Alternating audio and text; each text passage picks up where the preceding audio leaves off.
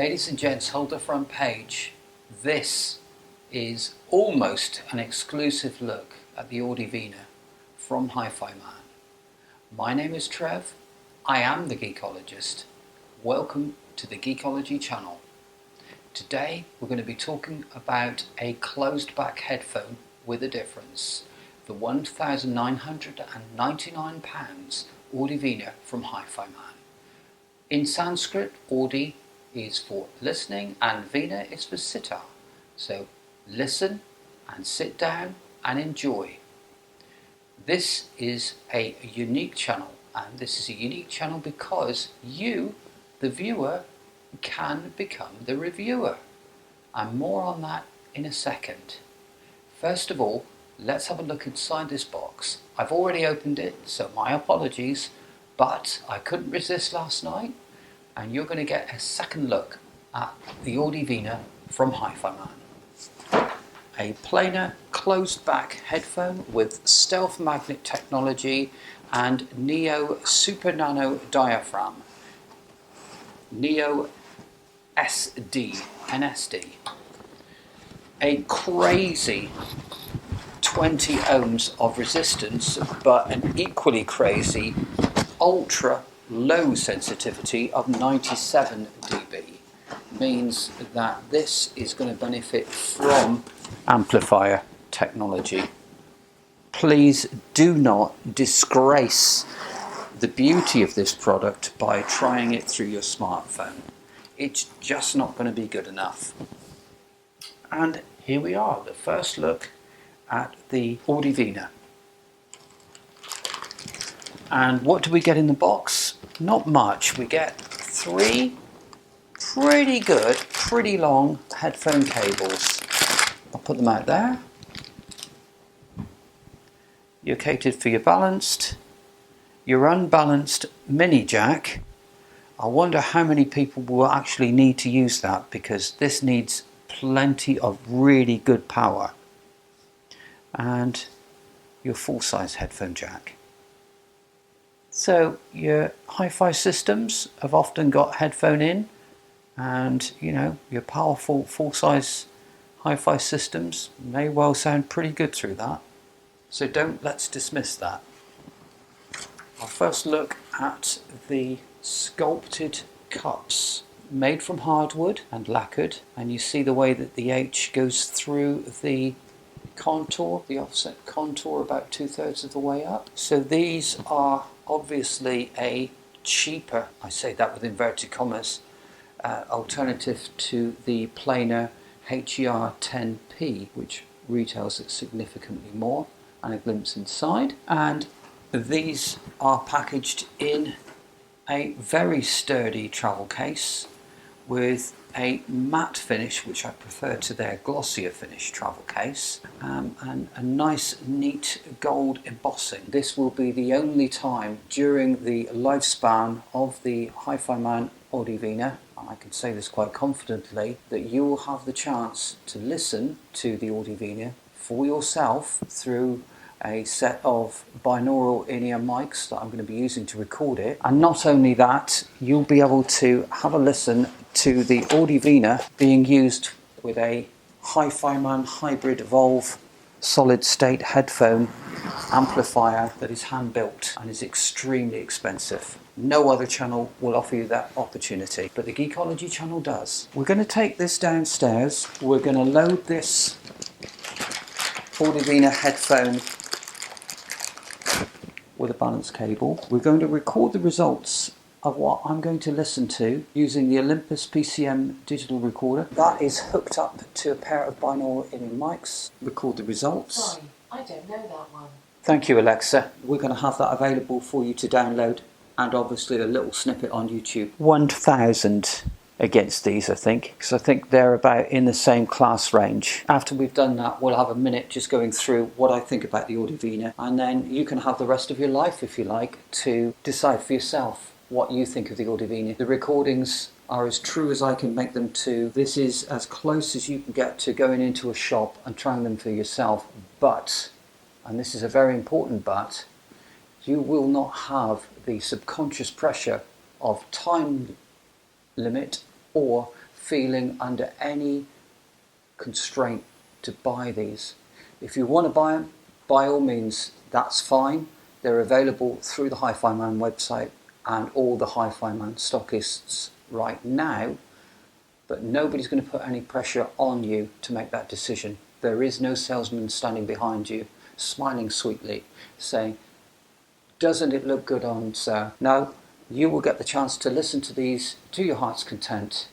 You can even download the full HD version of it rather than relying on my YouTube recording, if you so wish. The choices are all yours, viewer stroke reviewer. Now let us go downstairs and unveil to you what we're going to be listening to these through. Ladies and gents, a very special treat for you today. I'm going to be doing my listening and reviewing through the EF1000, the iconic HiFiMan amplifier, which is not just a world-class speaker amplifier, and believe you me, it is, delivering 50 watts in pure Class A mode or 110 watts per channel in AB mode. This is also capable as a headphone amplifier of producing 20 watts per channel into 35 ohms. And the Audivina, as I've told you, are 20 ohm. The output of the headphone amplifier is, as you would expect, pure Class A. The EF1000 is made to order. It has a huge power supply, which is to our left, and to our right is the powerhouse. It takes balanced and unbalanced inputs, and we're going to be using the unbalanced input from the lampizator, which is the unit slightly to our right there. I'm not going to go into the ins and outs of the lampizator DAC, but it's one of the best. First of all, we're going to try the Audivina, and then we're going to do an excerpt of the sound of the HE1000. Have a listen for yourself. We will then come back and have a little chat about the Audivina.